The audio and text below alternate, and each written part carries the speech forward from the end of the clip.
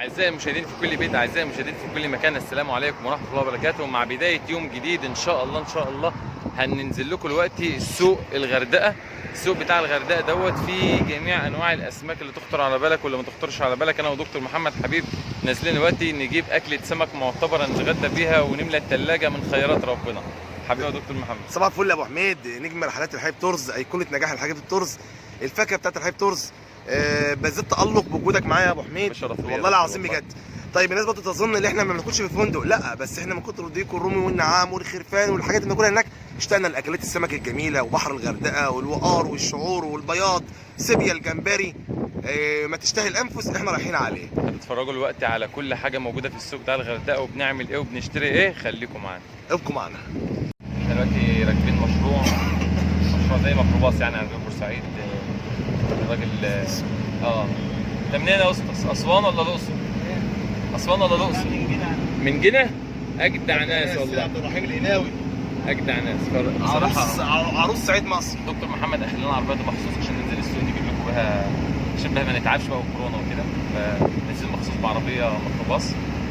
وخليكم معانا، انا قلت لكم بس اوريكم احنا راكبين ايه. طبعا يا جماعه احنا لسه نازلين اهوت، ده المكان اللي بننزل فيه، مصنع شركه المصنوعات. ده يعتبر السوق بتاع شرم الشيخ الغردقه. ده السوق بتاع الغردقه، سوق الخضار. ده سوق الخضار بتاع الغردقه قدام كده. وهنا بقى سوق الاسماك. بصوا المسمار ده ممكن يفشخ كاوتش اي اتوبيس. المسمار ده ممكن يفشخ كاوتش اي اتوبيس.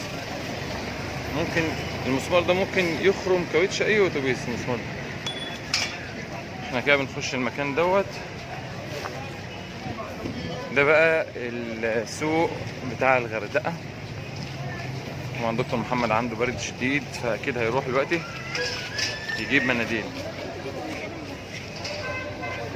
نشوف هيجيب ايه. فعلا توقعي كان في محله دكتور محمد كان بيجيب مناديل. ده بقى يا جماعه سوق الغردقه، في كل حاجه باسعار جميله جدا جدا جدا. صراحه كل رحله بنيجي هنا نجيب جميع انواع الاسماك باسعار تحفه بصراحه، اسعار جميله فعلا.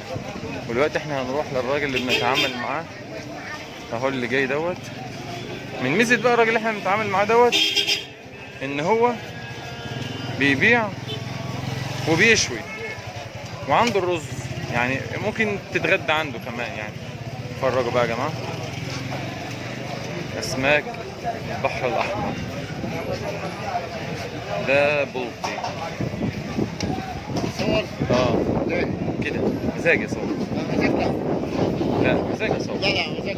وده بوري. ده بوري ده ولا قطر؟ ده بوري صح؟ المفروض معانا استاذ احمد. ازيك يا استاذ احمد؟ عامل ايه يا باشا؟ احنا شرف لنا ان احنا بنجي لك كل رحله نجيب من عندك الغدا بتاعنا والله. دكتور محمد حبيب اكيد انت عارفه. وانا بقى اخوه الصغير شبهه. انا اخوه الصغير. ده بقى نوعه ايه ده بقى؟ حريم. حريد. حريد. ده الكشري الابيض. الكشري المنقط. 4. ده بياض. ده شعور. ده شعور المنقط ده. هات لي دكتور محمد. بصوا بقى دكتور محمد هو بيتفق معاه يقول له هات لهم ارخص حاجه. ارخص حاجه موجوده. لا والله طبعا دكتور محمد بيجيب لنا انضف حاجه واحلى حاجه والله. دكتور من ميزه المكان ده ان دكتور محمد بصراحه يجي يقول لك هنا هات احلى حاجه يا جماعه للناس اللي معايا، وبيختار لنا احلى حاجه والله. طبعا ده احنا كلنا عارفينه. جمبري الجامبو بقى بتاع البحر الاحمر. كابوريا.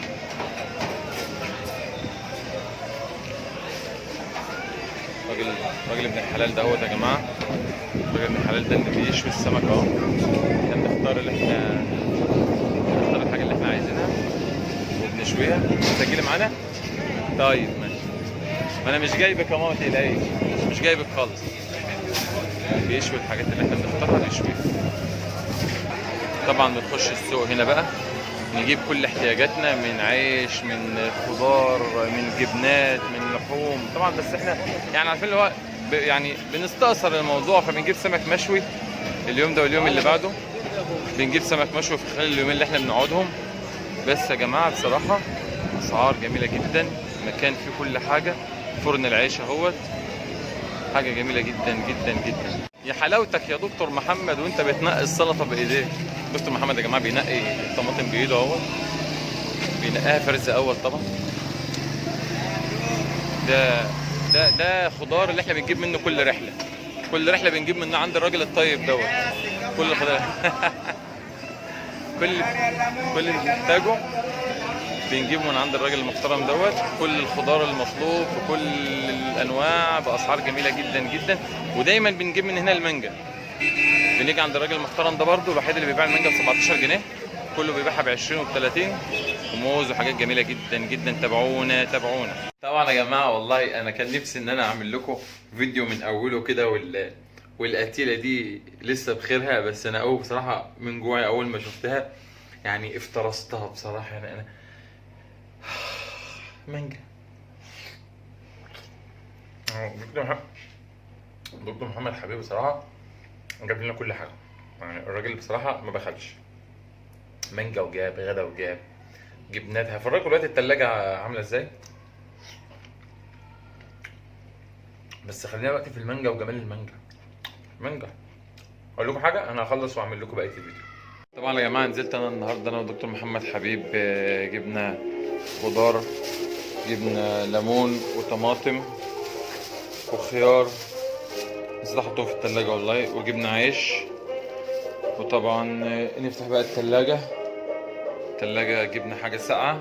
الشنطه السوداء دي فيها مانجا، جبنا لانشون، جبنا حدقه، جبنا قريش. لا دي جبنه تلاجة، ودي جبنه حدقه، ولا باين قريش دي ولا مش عارف ان جنس ملتها ديت. وجبنه رومي وايه وترشي،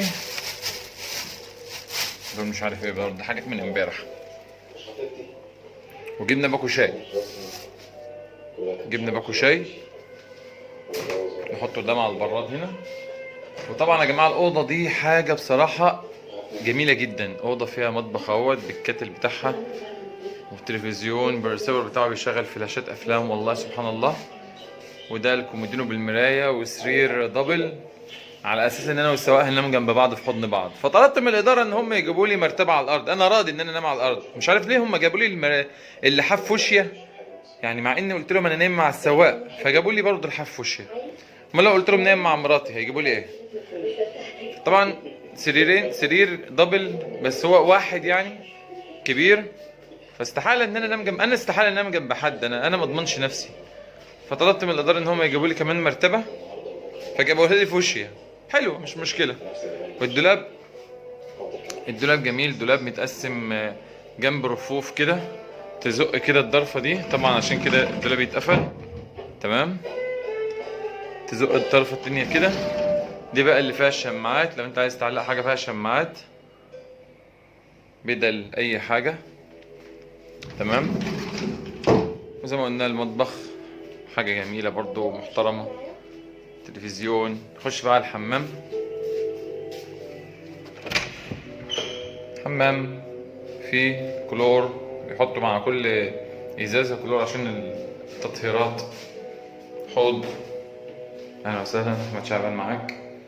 بانيو، الدش بتاعه، علقات، يعني حمام كويس ليوم او يومين سخان. هنا الشباك بتاع الحمام. طبعا انت بقى هنا اجمل حاجه انك تفتح الستاره كده. طبعا التكييف اهو، تكييف جميل، حاجه حديثه لسه بكيسه. تفتح الستاره، طبعا ده البار اللي بيقدم مشروبات، المفروض يعني يقدم مشروبات. وده البول، ده الحمام السباحه. وده الريسبشن اللي قدام خالص ده. طبعا انا كنت ساكن قبل كده في حته قريبه من الحمام السباحه مباشره. بس اوضه محترمه بصراحه، اوضه جميله، اوضه محترمه، اوضه لذيذه. طبعا كنت قاعد في مكان تاني بصراحه سيء جدا، مع ان اقوى وحمامات سباحه ومطعم تقديم وجبات، بس ما ارتحتش نفسيا زي هنا بصراحه. فطلبت من دكتور محمد ان احنا نرجع نقعد تاني هنا احلى. انا المكان هنا عاجبني بصراحه.